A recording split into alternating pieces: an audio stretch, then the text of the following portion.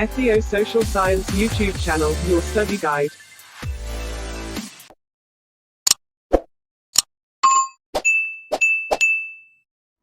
ሃይ ሰላም እንዴት ናችሁ? ውድ የሶሻል ዩቲዩብ ቻናል ተመልካቾች ዛሬም እንግዲህ እንደተለመደው ይዤላችሁ የመጣሁት ሂስትሪ ግሬድ 11 ዩኒት 2 ቀጣዩን ፓርት ነው፣ አዲሱን መጽሐፍ ማለት ነው። እና በዛሬ ትምህርት ስለምንመለከተው ስለ ፐርሺያ እና ስለ ኢንዲያ የምንመለከት ይሆናል ማለት ነው። እና ከዛ በፊት ሰብስክራይብ፣ ላይክ፣ ኮሜንት ማድረግ እንዳረሱ፣ አብዛኛው ኮሜንት ማድረግ እንዳረሱ፣ ማስተካከል እንዳስተካክል የምትፈልጉትን ነገር ካለ ኮሜንት አድርጉ።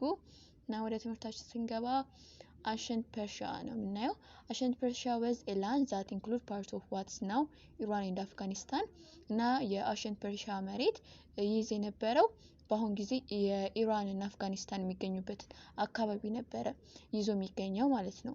the name Persia came from Persis, which was the Greek name for the regions። እና የፐርሻ የሚለው ስም የመጣው ፐርሲስ ከሚለው የግሪክ ቃል ነው እና የአካባቢው ወይም የክልሉ ስም ሊሆን ይችላል ማለት ነው። The Persian called the region as the land of the Aryans, from which the name Iran comes in their language Aryans። እና ፐርሺያኖች ክልላቸውን የአርያን ምድር ብለው ነው የሚጠሩት እና ኢራን የሚለው ቃል ራሱ የሀገር ስም ራሱ የመጣው ከዚያ ነው የተወሰደው ማለት ነው። እና በተጨማሪም ቋንቋቸውም ደግሞ አርያን ይባላል ማለት ነው። ላንዳቸው መሬታቸው ምን ይባላል?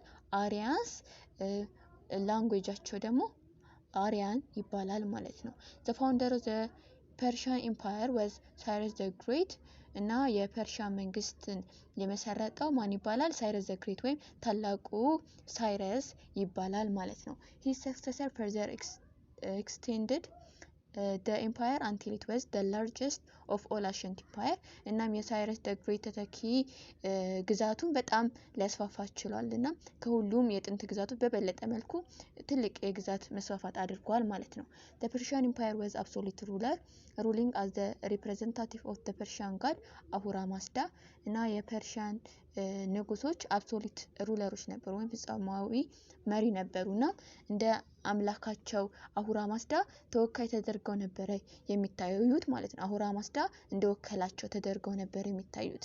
the empire was divided into provinces called satrapies, each governed by an official called satrap። እና የፐርሺያን ግዛት በክልሎች ወይም በአውራጆች የተከፋፈሉ ነበሩ።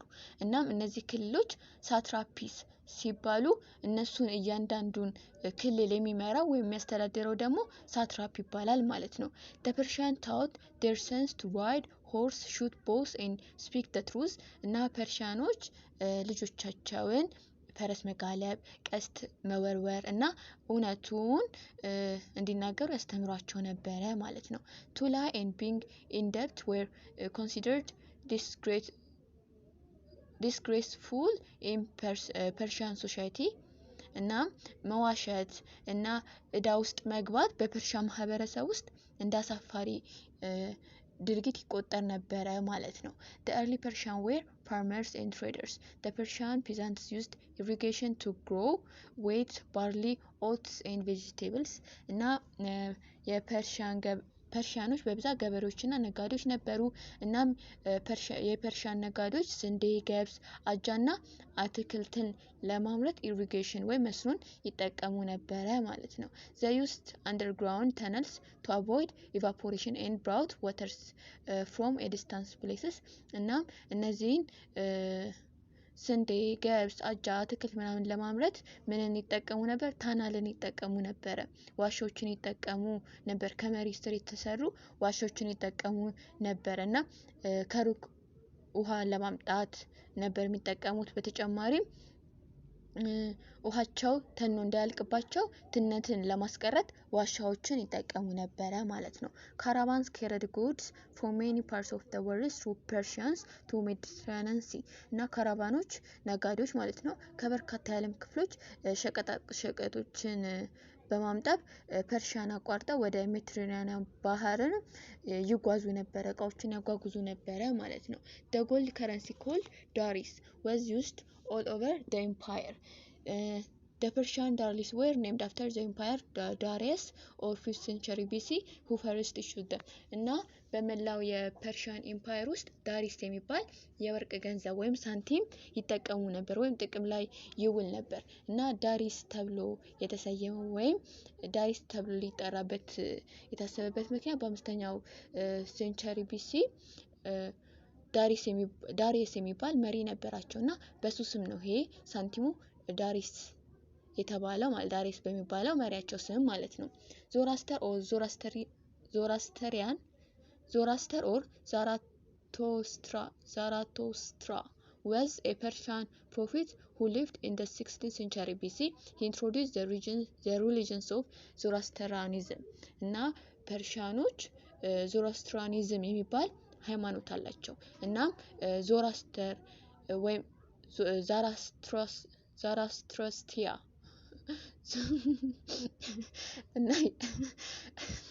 ይቅርታ ዞራስተር ወይም ዛራታስትሪያ የሚባል ነብይ ነበርና ይህንን ሃይማኖት ለፐርሺያኖች ያስተዋወቀው እሱ ነበር። ዞራስተር ወይም ዛራስትራስቲያ የሚባል ማለት ነውና በ6ኛው ክፍለ ዘመን ከክርስቶስ ልደት በፊት የኖረ የፐርሺያን ነብይ ነበር ይሄ ሰውዬ ማለት ነው እና he preached that there was two opposing principles good and evils እና ይሄ ሃይማኖት በዚህ ሃይማኖት ውስጥ ሁለት ተቃራኒ ምህሮች እንዳሉ ሰብኮ ነበር። እነዚህም ጥሩና መጥፎ ተብሎ ይከፋፈላሉ እና the good was represented by the supreme gods called አሁራ ማስዳ and the evil by አህሪማን እና ጥሩ ወይ መልካሙ ምን ይባላል አሁራ ማስዳ የሚባል የበላይ አምላክ ሲሆን አሁራ ማስዳ ማለት ነው። መጥፎ ወይም ክፉ ደግሞ አህሪማን ተብሎ ይጠራል ማለት ነው። Alexander the Great conquered the Persian Empire in 331 BC and the region speaking the parts of Alexandrian Empire እና በ331 BC አሌክሳንደር the Great ፐርሺያን ተቆጣጠረ እና የአሌክሳንድሪያ ኢምፓየር አካል ሆነች ማለት ነው ፐርሺያ። እና አንድ ጥያቄ ልጠይቃችሁ ሌላ በአሌክሳንደር the Great ኮንኬር የተደረገችው ሀገር ማን ናት? እሱን እስቲ ፕሊዝ ዛሬ እንኳን ኮሜንት ላይ ጻፉልኝ። ሌላ የምንመለከተው ደግሞ 2.2 ኢንዲያን ስለ ኢንዲያን ሲቪላይዜሽን ነው እና ከዛ በፊት ብሬንስቶርሚንግ ኩዌሽን አለ። ምን ይላል? what is the place of Dravidians in the civilization of ancient India? በኢንዲያን ሲቪላይዜሽን ወይም ስልጣኔ ውስጥ ድራቪዳኖች ማን ናቸው? ቦታቸውስ ምንድነው ነው የሚለው። ሁለተኛው ደግሞ how do you explain the value of rivers valley in making civilization possible? ሪቨር ቫሊዎች ወይም የወንዝ ሸለቆዎች ስልጣኔን ለመመስረት ያላቸው ጥቅም ምንድነው? እንዴት ያብራሩታል ነው የሚለው። ሶስተኛው ደግሞ what river is related with the civilization of India? ከህንድ ስልጣኔ ጋር የሚያያዘው ወንዝ ምን ወንዝ ነው ነው የሚለው እና እነዚህን ሶስት ጥያቄዎች አሁን ከምንማማረው ርዕስ ላይ የምናገኘው ይሆናል ማለት ነው። The first Indian civilization began into the Indus Valley about 2500 BC and reached its highest at about 1500 BC እና የመጀመሪያው የህንድ ስልጣኔ የጀመረው በ2500 BC ገደማ በኢንደስ ቫሊ ወይም በኢንደስ ሸለቆ ሲሆን በ1500 BC ደግሞ ከፍተኛ ደረጃ ላይ ደረሱበት አመት ነበር ኢንዲያኖች ማለት ነው። The civilization was started by the people called Dravidians who were indigenous to northern India እና ይሄ ስልጣኔ የጀመረው በሰሜን ህንድ ተወላጅ የነበሩት ድራቪዳኖች በሚባሉ ሰዎች ነው ማለት ነው። Archaeologists have discovered two major cities of the Indus Valley civilization, Mohenjo-daro and Harappa እና አርኪኦሎጂስቶች ኢንደስ ቫሊ ስልጣኔ ውስጥ ሁለት ዋና ዋና ከተሞችን አግኝተዋል። እነሱም ሞሄንጆ-ዳሮ እና ሀረፓፓ ይባላሉ። It's not known whether Mohenjo-daro was the capital of one single empire or an independent city state እና ይሄ ሞሄንጆ-ዳሮ የአንድ ግዛት ወይም ኢምፓየር ዋና ከተማ ትሁን ወይም በራሱ አንድ ሲቲ ስቴት ትሁን ምንም የታወቀ ነገር የለም። አንድ ኢምፓየር ትሁን ወይ ሲቲ ስቴት ትሁን ምንም የታወቀ ነገር የለም ማለት ነው። ሞሄንጆ-ዳሮ the two cities appears to be large and the rectangular patterns of streets and the building suggests some kind of urban planning እና ሁለቱ ከተሞች ማለትም ማህንጅሮ ዳሮ እና ሀረፓፓ በቁፋሮ ወቅት ትልቅና አራት ማዕዘን ቅርጽ ያላቸው አውራ ጎዳናዎችና ህንጻዎች ተገኝቶባቸው ነበር እና ይሄ የሚያመለክተው ልክ እንደ አርባን ፕላን እንደ ከተማ ወይም ከተማ እንደነበረች በከተማ አሰራር መንገድ እንደተገነባች ያሳያል ማለት ነው እቺ ማህንጅሮ ዳሮ there were also good water supplies and drainage systems እና በተጨማሪም ጥሩ የውሃ አቅርቦትና የፍሳሽ ማስወገጃ ዘዴዎችም ነበሩት ማለት ነው the building were constructed of the bricks that were baked in furnace እና ህንጻዎቹ በጡቦች ማለትም በሸክላ የተሰሩ ብሎኬት በሚመስሉ ነገሮች የተገነቡ ናቸው እና በውስጡም የእሳት ምድጃዎች ምናምን ነበሯቸው ማለት ነው different kind of explanation have been given to the destructions of the Indus Valley civilization እና ለኢንደስ ቫሊ civilization መጥፋት ወይም መውደም የተለያዩ ማብራሪያዎች ተሰጥተዋል but seemingly reasonable suggestions have been environmental degradation caused by deforestations epidemic diseases like malaria changed the course of the Indus Valley and climate change ነገር ግን ምክንያታዊ የሚመስሉ ጥቆማዎች ነበሩ ለመፍረሷ ማለት ነው ለምሳሌ የአካባቢ መውደም ምክንያቶች ነበሩ ከነዚህ መካከል የደም መጨፍጨፍ እንደ ወባ ያሉ ወረርሽኝ መሰል በሽታዎች እንደ ኢንደስ ቫሊ ወይም የኢንዱስ ወንዝ አፈሳሰሱ ወይም አካሄዱ መለወጥና የአየር ንብረት ለውጦች ናቸው ይባላል ለኢንደስ ቫሊ civilization መጥፋት ወይም መውደም ማለት ነው after the destructions of the Indus Valley civilization there was a movement of Indus-Aryan peoples who had lived in northern India and Persia into the interior of the northern India እና የኢንደስ ቫሊ ስልጣኔ ከጠፋ በኋላ በሰሜን ህንድና በፐርሻ ይኖሩ የነበሩት የኢንደስ አሪያን ህዝቦች ማለት ነው ወደ ሰሜን ህንድ ቀስ በቀስ ወደ ውስጠኛው ክፍል መግባት ጀመሩ ማለት ነው these people conquered the Dravidas and drove them out of northern India እና እነዚህ ሰዎች ማለትም ኢንዶ አሪያኖች ድራቪዳኖችን አሸንፈው ከሰሜን ህንድ አባረሯቸው ማለት ነው the Indus Aryans moved into the Great Plains of northern India settled there and established the civilized state of ancient and medieval India እና ኢንዶ አሪያኖች ወደ ሰሜናዊ ህንድ ትልቅ ሜዳ ይገኝበት በነበረው ቦታ ላይ እዛ ሄደው ሰፈሩ እና የህንድ የመካከለኛውና የሜዲቫልና የአሸንት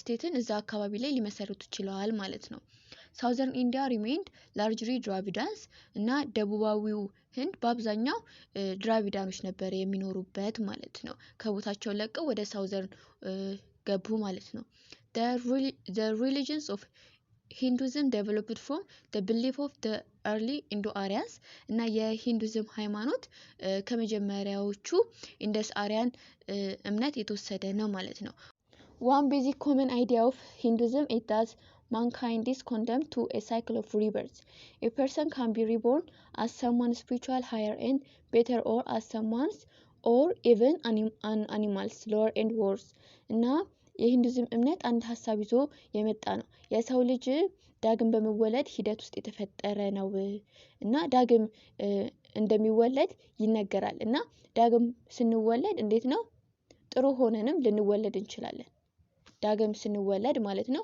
ወይም በጣም የከፋ ሰውም በእንስሳም ሆነን ልንወለድ እንችላለን በእንስሳውም ልክ እንደ እንስሳም ሆነን ልንፈጠር እንችላለን ማለት ነው Salvation can be achieved in different ways. For instance, it can be attained by giving up the pleasures of the material world and seeking spiritual enlightenment under the guidance of a guru or holy one. በሂንዱይዝም ጊዜ እምነት ውስጥ መዳን በተለያየ መንገድ ሊገለጥ ይችላል ለምሳሌ ድህነትን ማግኘት ማለት ለምሳሌ የቁሳዊ ዓለምን ወይም ደስታን ትቶ በጉሩ ወይም በቅዱሱ ሰው ማለት መሪነት መንፈሳዊ መገለጥን በመፈለግ ሳሊቬሽን ወይም ድህነትን ማግኘት ይቻላል ማለት ነው። ቡዲዝም ኢመርጅድ ፍሮም ሂንዱይዝም አስ ኤ ሪፎርም ሙቭመንት ቡዲዝም ዋዝ ፎርምድ ባይ ሲደርታ ጉተማ እና ቡዲዝም ከሂንዱይዝም ተሻሽሎ የመጣ እምነት ነው እንደ ሪፎርም ሙቭመንት ማለት ነው። ቡዲዝም ደግሞ የተመሰረተው በሲደርታ ጉተማ በ563 እስከ 483 ባለው ጊዜ ውስጥ ነው ማለት ነው። Buddhism taught the middle way to salvation by avoiding extremes of asceticism on one side or materialism on the other side እና ቡዲዝም በአንድ በኩል ጽንፈኝነትን በማስወገድ ወይም በሌላ በኩል ደግሞ የቁስ አካላት ብቻ በማተኮር በሱ ብቻ በማመን ወይም እነዚህ ነገሮች በማስወገድ የመዳንን መካከለኛ መንገድ አስተምሯል ማለት ነው። It spread outside Indians to southern East Asia, China and Japan እና ከህንድ ውጪ ወደ ደቡብ ምስራቅ ኤዥያ፣ ቻይና እና ጃፓንም ተሰራጭቷል ይሄ ቡዲዝም ማለት ነው። Indian scholars increased the world's stores of knowledge እና የህንድ ሊቃውንት የዓለምን እውቀት እንዲጨምር አድርጓል ማለት ነው። Learned Indians concerned themselves with various fields of science and mathematics እና የተማሩ ህንዳውያን በተለያዩ የሳይንስ እና የሂሳብ ዘርፎች ላይ ትኩረትን ይሰጡ ነበር በደንብ ማለት ነው። Indian physicians made progress in surgery and introduced the use of herbs to cure diseases እና የህንዳውያን ሐኪሞች ደግሞ በቀዶ ህክምና እድገት እንዲኖረውም አድርጓል፣ እንዲሻሻል አንድ ደረጃ ከፍ እንዲል አድርጓል። በተጨማሪ ከእጽዋት የተቀመሙ መድኃኒቶችን እነሱ በሽታ እንዲፈውሱም በሽታ ፈዋሽ እንደሆኑ አስተዋውቋል ማለት ነው። In the field of chemistry, Hindus scientists made it possible for craftsmen to tan leathers, dye clothes and produce soap, cement, glass and finally harden steels እና በኬሚስትሪ ዘርፍ ደግሞ የሂንዱ ሳይንቲስቶች የእጅ ባለሙያዎችን የሌዘር ልብሶችን እንዴት ማቅለም እንዳለባቸው አሳይተዋል እና ሳሙና፣ ሲሚንቶ፣ መስታወት እና ጠንካራ ብረትን እንዲያመርቱም አድርገዋል ማለት ነው። Indian scientists made their greatest contributions to mathematics እና የህንድ ሳይንቲስቶች ለሂሳብ ትምህርት ከፍተኛ አስተዋጽኦ ወይም አበርክቶም አድርገዋል። What we call Arabic numbers 1 to 3 were first used in Indians, later taken over and developed by the Arabians እና አረብ ቁጥሮች በተለምዶ አረብ ቁጥሮች የምንላቸው 1 2 3 የሚባሉት ቁጥሮች ለመጀመሪያ ጊዜ በህንድ ውስጥ ነበር ጥቅም ላይ ውለው የነበረው። በኋላም በአረቦች ተወስደው ወይም በአረቦች በመወሰድ ሊስፋፉና ሊያድጉ ይችላል እነዚህ ቁጥሮች ማለት ነው። The Indians also introduced the decimal systems and the symbol for zero እና የዴሲማል ሲስተምን የዴሲማል አጻጻፍን 0.1 0.2 ምናምን እና ዜሮንም እነሱ ነበሩ ለመጀመሪያ ጊዜ ያስተዋወቁት ማለት ነው። እና የዛሬ ትምህርታችን በዚህ ተጠናቋል። ሰብስክራይብ፣ ላይክ፣ ኮሜንት ማድረግ እንዳትረሱ። ባይ